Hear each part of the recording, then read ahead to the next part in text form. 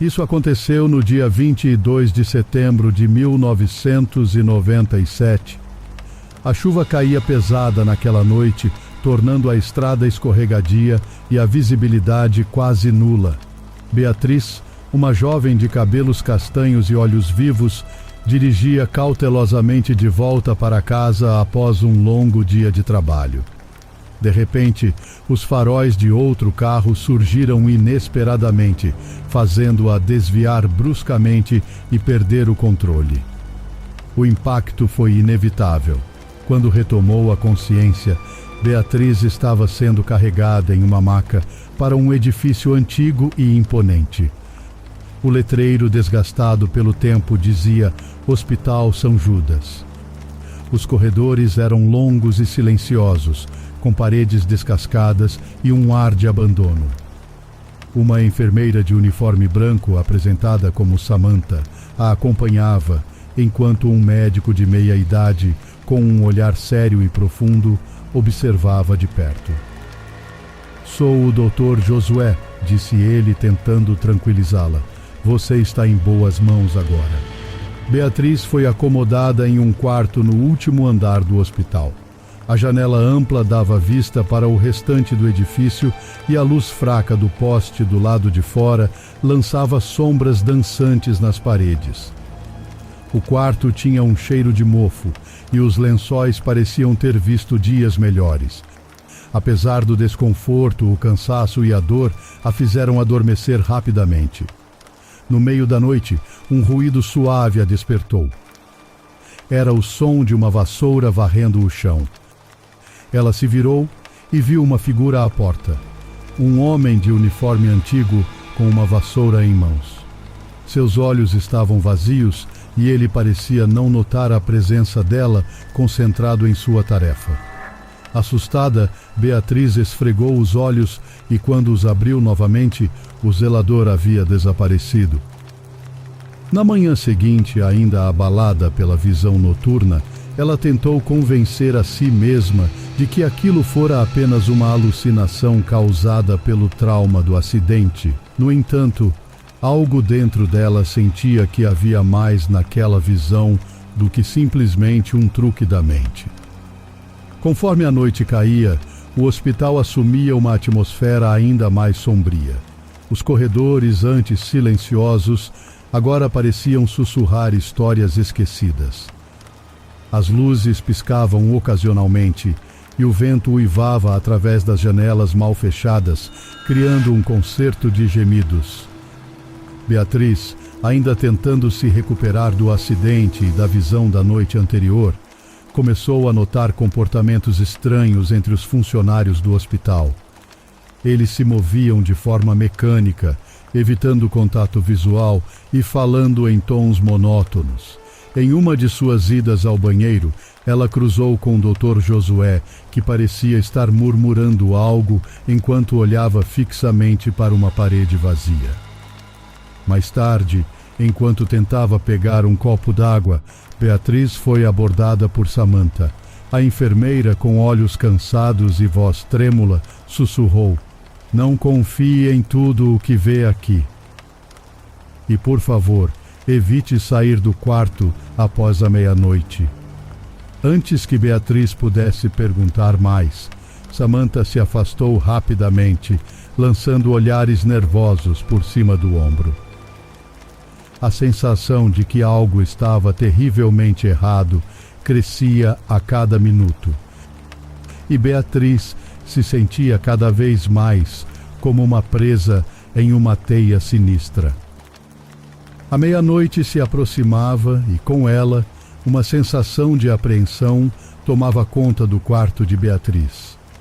O silêncio era quase ensurdecedor, interrompido apenas pelo ocasional gotejar de uma torneira ou pelo ranger de tábuas sob os pés de alguém que caminhava pelos corredores.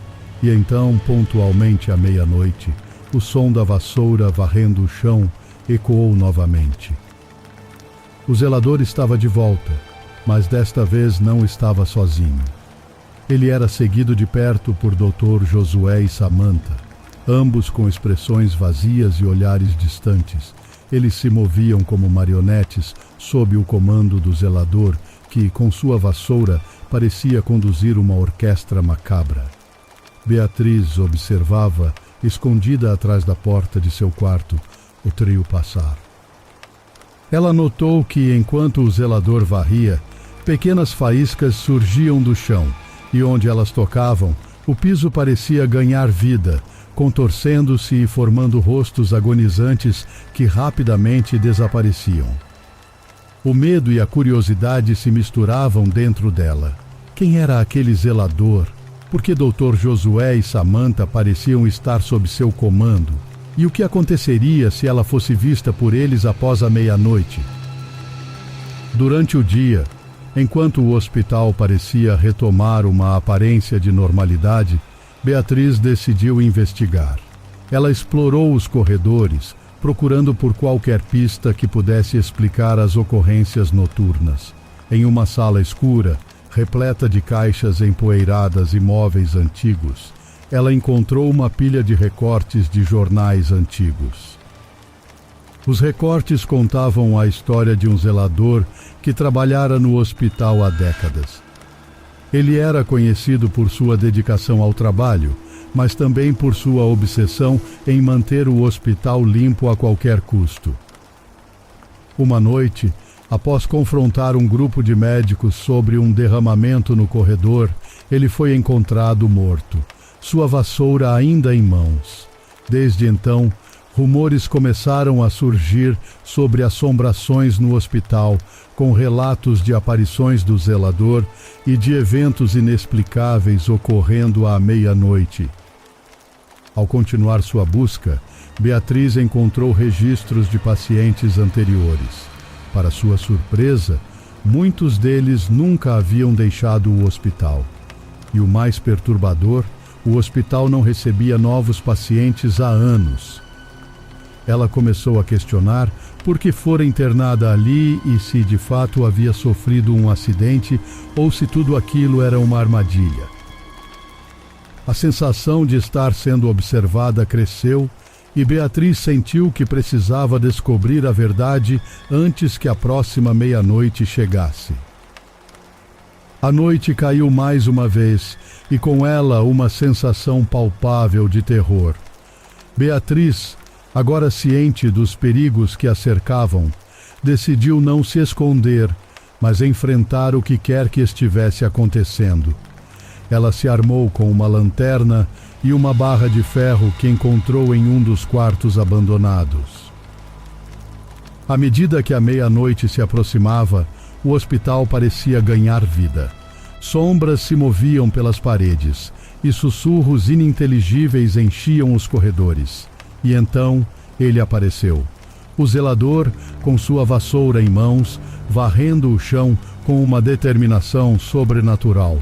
Desta vez, porém, ele estava claramente ciente da presença de Beatriz e a observava com olhos vazios e penetrantes. Dr. Josué e Samantha, ainda sob o comando do zelador, começaram a se aproximar dela. Seus movimentos eram lentos e mecânicos. Beatriz, tentando manter a calma, chamou por eles, esperando que algum resquício de humanidade ainda existisse dentro deles. Samantha, Dr. Josué, lutem contra isso. Vocês não são marionetes desse monstro. Por um breve momento, Samantha pareceu hesitar, uma lágrima escorrendo por seu rosto pálido.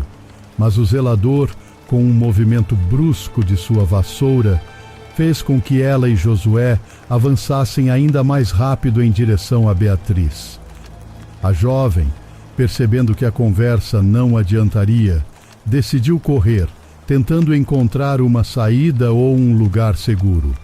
A noite parecia interminável, e cada corredor, cada sala, parecia ser uma armadilha à espera de sua próxima vítima.